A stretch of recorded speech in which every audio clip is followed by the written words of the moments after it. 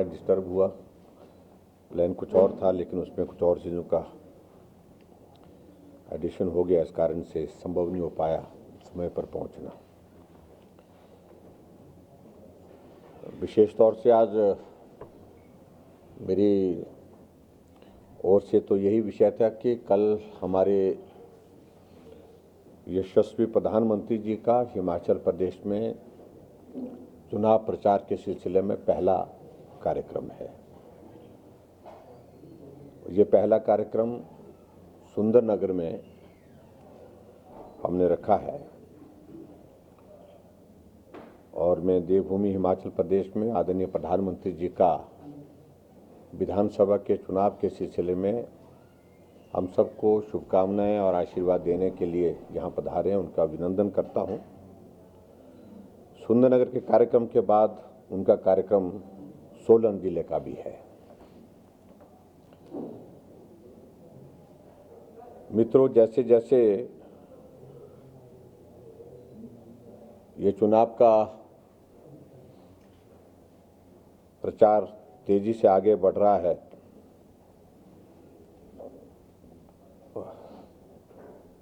तो हिमाचल प्रदेश में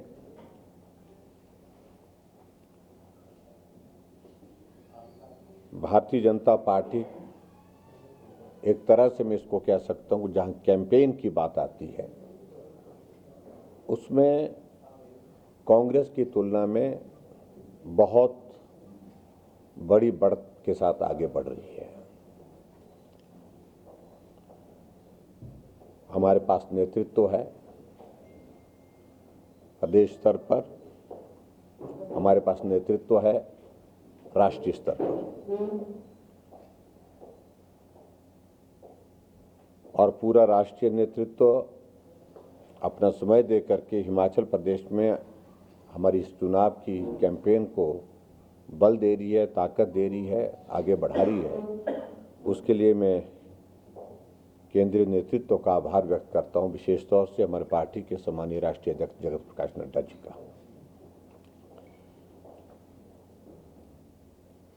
आज से पहले जो हमने चुनाव को देखा है विधानसभा के चुनाव के सिलसिले में, उसमें प्रमुख मुद्दा सरकार बनाने का होता है। एक पार्टी ये कहती है कि हम सरकार बनाएंगे, एक पार्टी कहती है कि हम सरकार बनाएंगे। लेकिन अब की बात थोड़ा इससे हट करके है, और हट करके ये है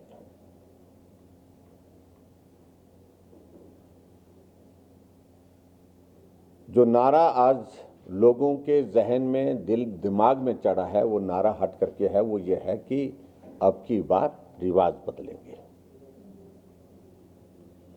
और हमने ये शब्द दिया, इस शब्द को काउंटर करने के लिए कांग्रेस ने कई तरह की बातें कहने की कोशिश की है, लेकिन लोग आज इस बात को बड़ा सहजता से समझते हैं। हम कहीं भी ग्रामीण क्षेत्रों में भी अगर हम रिवाज की बात कहते हैं तो लोग उस पर रिस्पॉन्ड कर रहे हैं, लोग उस पर अपनी जो है वो अपनी अभिव्यक्ति प्रकट कर रहे हैं।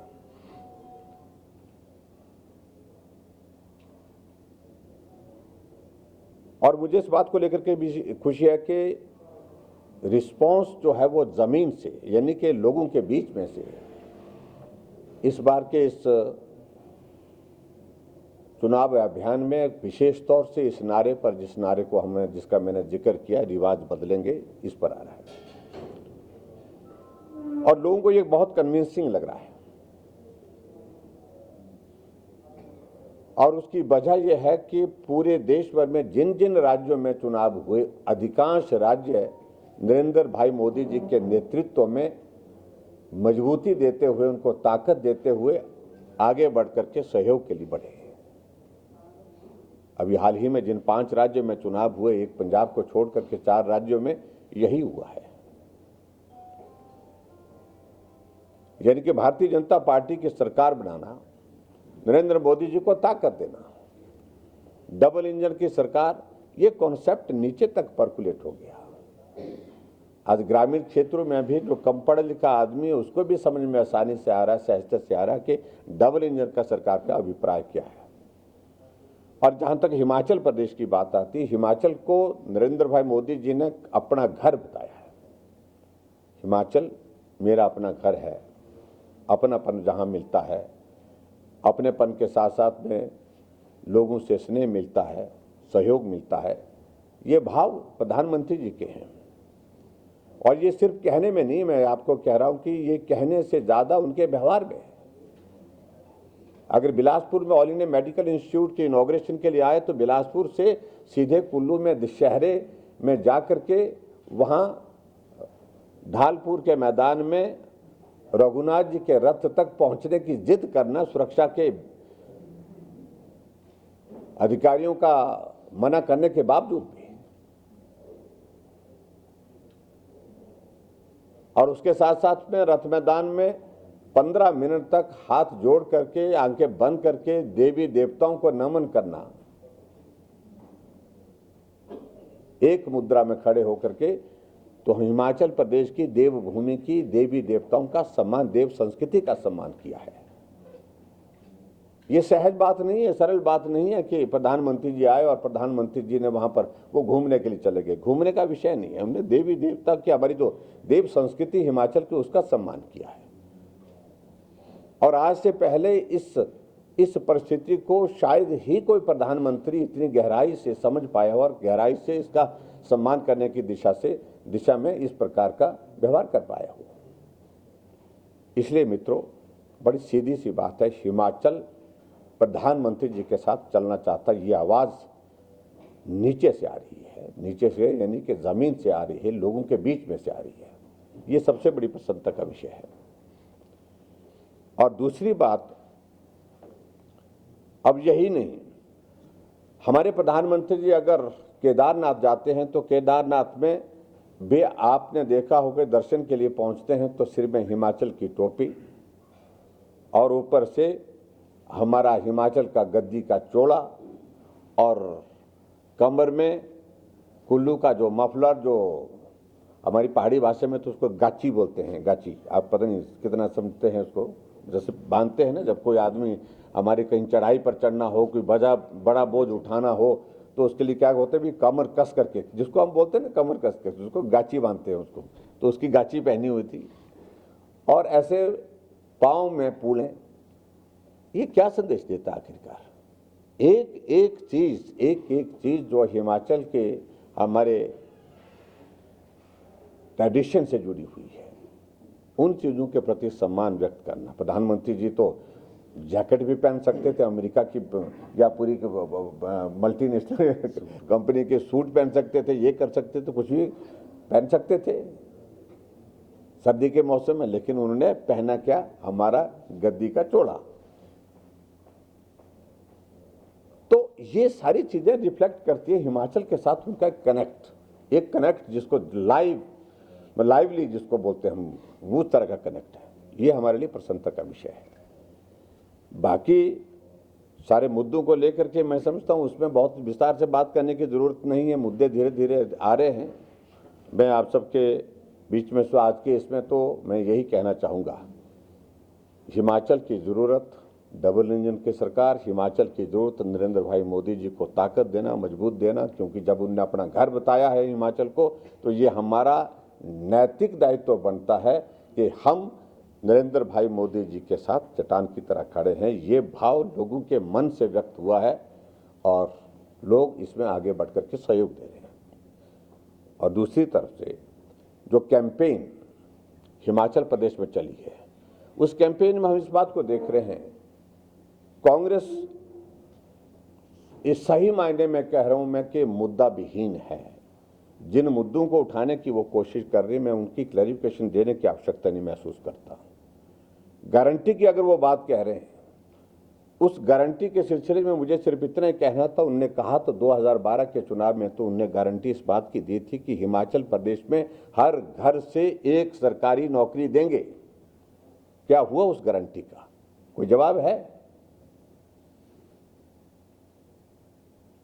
उन्होंने कहा था हिमाचल प्रदेश के हर बेरोजगार को बेरोजगारी भत्ता देंगे।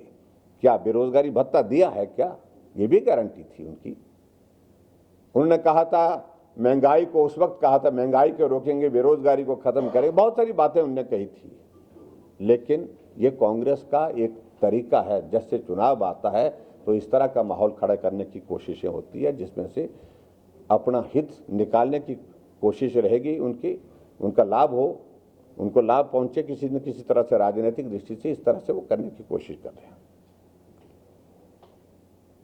और इसके अलावा जो प्रश्न वो हमारे सामने खड़े करने की कोशिश करते हैं। अभी हाल ही में एक बात को कहूं मैं, आप पूछेंगे, मुझे लगता है कि प्रश्न के सिलसिले में जब प्रश्न आप बात करने की करेंगे तो आपके मन में आएगा कि भी चार्जशीट दी है। चार्जशीट आपने देखी होगी, जो चार्जशीट उनके पास उपलब्ध थी वो हमारे पास उससे एक हफ्ता पहले उपलब्ध थी। और चार्जशीट में क्या, सिर्फ गाली के सिवाय कोई भी ऐसा आरोप नहीं जो तथ्य के आधार पर, अगर हिम्मत है तो तथ्य पर जांच करें ना, तथ्य पर बात करें ना।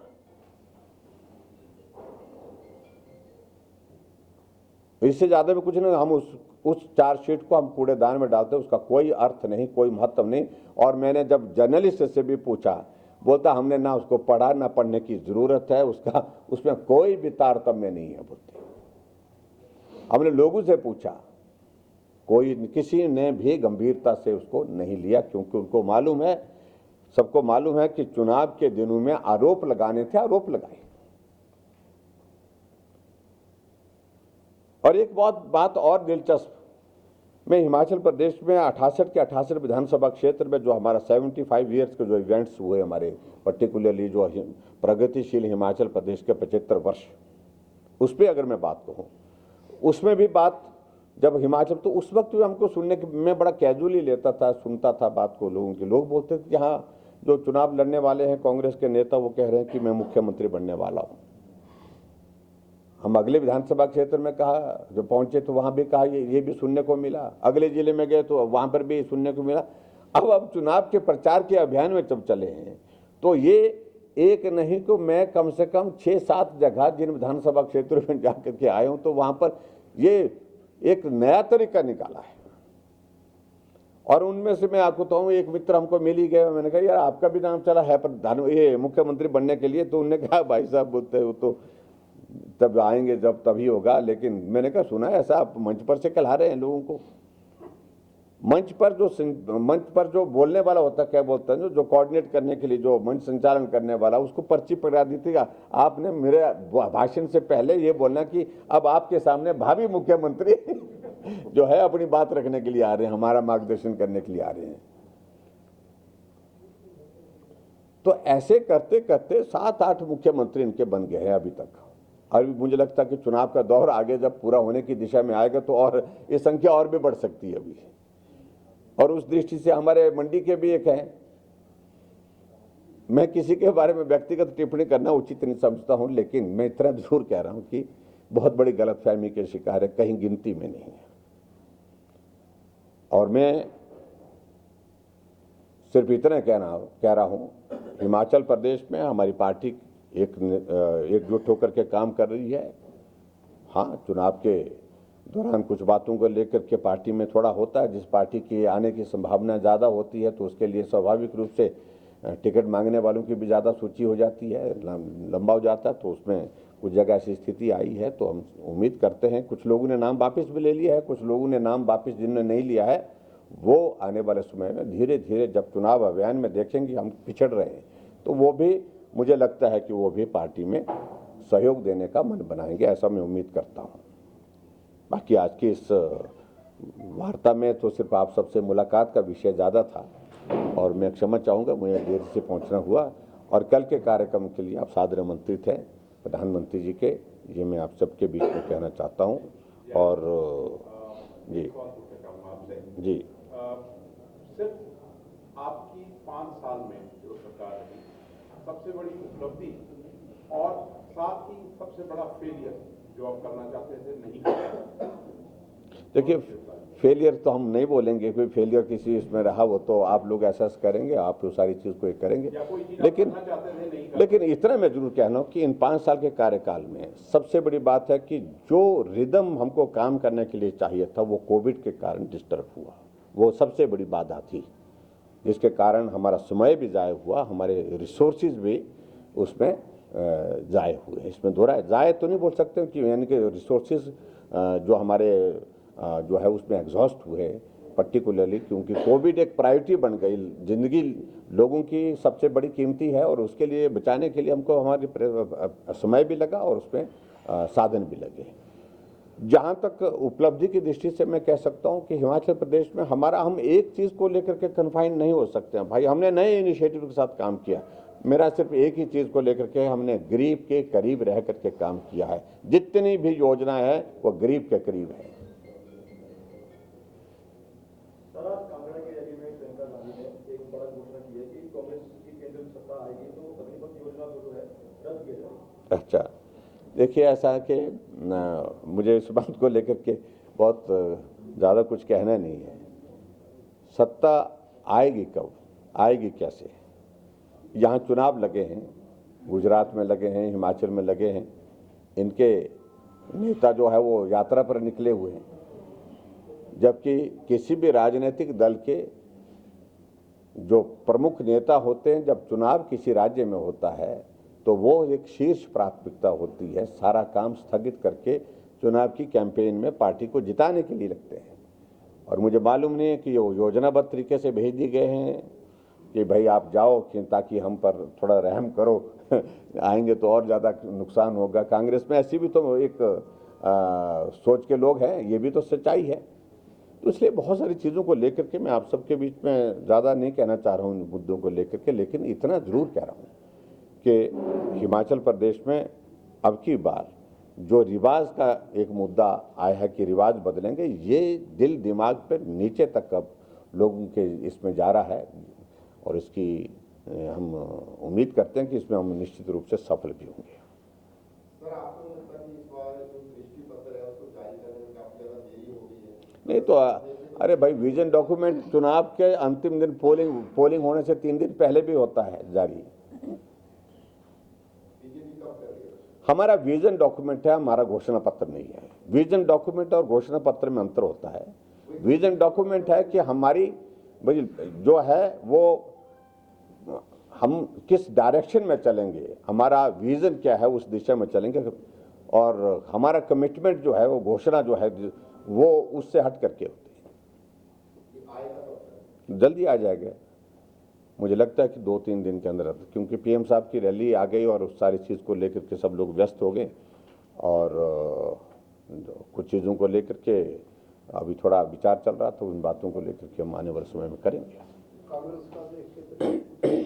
ये कांग्रेस का देखना क्या, हमने उनका देखा हुआ है, कोई उसको गंभीरता से नहीं लेगा क्योंकि उन्हें जो कहनी बातें थी, उन्हें जो क्या बोलते हैं उसको, मैं अभी जिक्र कर रहा था, गारंटी के रूप में कही है।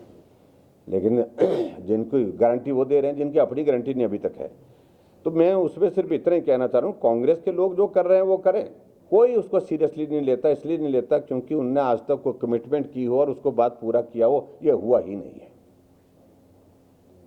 इसलिए उसकी गंभीरता उसकी, और हम देखिए हमने कमिटमेंट नहीं की थी। देखिए आज हम इस बात को, मेरे विजन डॉक्यूमेंट में जो पिछली बार के, उसमें ये तो नहीं जिक्र किया था कि हम 60 साल से ऊपर सबको पेंशन देंगे, लेकिन फिर भी उसके बावजूद किया। उसमें हमने ये भी जिक्र नहीं किया था कि हम हिमाचल प्रदेश में स्वास्थ्य के क्षेत्र में जो हिम केयर की योजना लाएंगे, ऐसी कोई योजना लाएंगे, उसके बावजूद भी हमने किया। और हमने उसमें विजन डॉक्यूमेंट में इस बात का भी हमने जिक्र नहीं किया था कि हम हिमाचल प्रदेश में जो है हर घर में गैस का चूल्हा पहुंचाएंगे, ये भी कमिटमेंट नहीं थी हमारी, लेकिन हमने किया। हमारे विजन डॉक्यूमेंट में ये भी जिक्र नहीं था कि हिमाचल प्रदेश में हम महिलाओं का किराया बसों में आने जाने का आधा करेंगे, लेकिन फिर भी उसके बावजूद हमने किया। हमने ये भी नहीं उसमें कहा था कि हम हिमाचल प्रदेश में बिजली जो है 125 यूनिट जीरो बिल के साथ देंगे, तो लेकिन उसके बावजूद भी हमने किया। हमने कमिटमेंट कम की लेकिन काम ज़्यादा किया। महत्वपूर्ण ये है कि आप कमिटमेंट क्या करते हैं वो ज़्यादा महत्वपूर्ण है, लेकिन आप काम क्या करते हैं वो ज़्यादा महत्वपूर्ण है, इसलिए हमने हट करके किया है। आप वहीं अटके पड़े ना। आप एक अगर 50 चीज़ों में से एक कोई चीज़ जहां छूट जाती है और उसके लिए कमेटी कॉन्स्टिट्यूट की गई, उसका फाइनल रिकमेंडेशन जो है वो आ जाएगा, आने वाले समय में उस पर विचार करेंगे। एक्टिव कंसिडरेशन पे है हमारी। अभी हमारा विजन डॉक्यूमेंट अब की बार आएगा तो हो सकता है उसमें हम उसका कहीं जिक्र करें। सर, आप कह रहे हैं कांग्रेस को सीरियसली लोग नहीं ले रहे। हाँ, आप अपने अपोनेंट चेतराम को कितने सीरियसली ले रहे हैं? देखिए ऐसा नहीं हो, देखो वो तो कांग्रेस के कैंडिडेट हैं भाई, मेरे खिलाफ चुनाव लड़ रहे हैं और कई वर्षों से चुनाव लड़ रहे हैं। मुझ पर मुझे कोई टिप्पणी नहीं करनी, वो पार्टी का कैंडिडेट है। आपके दिल का जो एग्जिट पोल है वो कितनी सीटें देगा बीजेपी? हम जीतेंगे पीछे की तुलना में ज़्यादा सीटों पर। पिछली बार देखिए 44 सीट आई थी हमारी, 2 की एडिशन इंडिपेंडेंट कैंडिडेट की हुई, 46 हुई। और 46 के बाद अभी जो है नई एडिशन हमारे साथ 2 कांग्रेस के एमएलए आ गए, 48 हो गए। हम अभी देखिए चुनाव के करीब पहुंच रहे हैं, फिर भी आगे बढ़ रहे हैं हम। और इस बार जो है हम इस लक्ष्य को, जो हमारा जो पिछली बार का जो पूरा अभी तक एज ऑन टुडे जो हमारे पास एमएलए का नंबर है उससे आगे बढ़ेंगे, पीछे नहीं हटेंगे। हम सब भाजपा के 3 बार की युवा मंडी जिला से जो है भाजपा का खेल बिगाड़ रहे हैं। देखिए बड़ा स्पष्ट है, भारतीय जनता पार्टी अब इन चीज़ों पर अब ध्यान ही नहीं दे रही है। अब मुझे मालूम नहीं, आपने याद ला दिया 3 है, मुझे याद ही नहीं रहता रह रहा था 3, इसलिए कारण ये है कि जब हमारे सामने लक्ष्य बड़ा है, हमारा लक्ष्य है हिमाचल में भाजपा की सरकार बनना, हमारे सामने है नरेंद्र मोदी जी के साथ चलना, और उसमें बाधा कौन डाल रहा है ये बहुत बड़ा महत्वपूर्ण विषय नहीं। ना लोग ध्यान दे रहे हैं, ना हम उस पर ध्यान दे रहे हैं। मैं आपको बता रहा हूँ, ना हम दे रहे हैं ना लोग दे रहे हैं ध्यान। धीरे धीरे जैसे कैंपेन अपने इस पे मुकाम पर पहुंचेगी तो आप देखेंगे ना बागी याद रहेंगे ना दागी याद रहेंगे, भाजपा ही याद रहेगी और नरेंद्र मोदी जी याद रहेंगे, और निश्चित रूप से उसमें हम सफल होंगे। Thank you please. भाई होता है, वो तो थोड़ा बहुत होता है, वो क्यों नहीं होता, वो तो आपके परिवार में भी होता है। आपने भी परिवार में कमिटमेंट की होती है कि हम आपको घुमाने ले जाएंगे अगली छुट्टी में, अब आपको इधर ले जाएंगे, हम ये करेंगे, आपको डिनर पे ले जाएंगे, तो कई बार वो कमिटमेंट पूरी नहीं हो पाती, तो उसमें तो वही आता कि नाराजगी होती है। वो फिर याद दिलाते हैं आपको कि आपने बोला था ये किया नहीं। तो ऐसा देखिए, गवर्नमेंट चला करके 5 वर्ष में कुछ पॉजिटिव भी होगा, पॉजिटिव ज़्यादा है, लेकिन नेगेटिव छोटी मोटी बातों को लेकर नाराजगी निराशा कई बार होती है थोड़ी बहुत, लेकिन नहीं है, ज़्यादा नहीं है। एक आपसे सवाल मैं ये पूछना चाह रहा हूँ कि रिवाज बदल गया तो सीएम आप हो गया, कोई नया चेहरा? देखिए मेरा काम एक है, हिमाचल प्रदेश में भारतीय जनता पार्टी की सरकार बनी तो मुझे काम दिया कि हिमाचल प्रदेश के लोगों की सेवा करो, वो हमने की। अब मेरे जिम्मे काम है हिमाचल प्रदेश में भारतीय जनता पार्टी की सरकार को फिर सत्ता में लाने में आप अपनी भूमिका निभाओ। मैं उस भूमिका को निभा रहा हूँ। आगे की मेरी भूमिका मेरा पार्टी का नेतृत्व तय करता है और करेगा। और आपकी जानकारी के लिए पार्टी के नेतृत्व ने एक बार नहीं अनेक बार बातें इंडिकेट कर दी हैं। उस बात को हमको मुझे लगता कि आप इतनी देर तक रुके सभी आप उसमें क्या कर्मचारियों के लिए कोई बड़ी सौगात आ सकती है? देखिए ऐसा है कि तब दृष्टि पत्र रह के गया, फिर बचा गया उसमें, जब आप इस बात का जिक्र करें तो सारी चीज़ों को लेकर के विचार करें। Thank you please.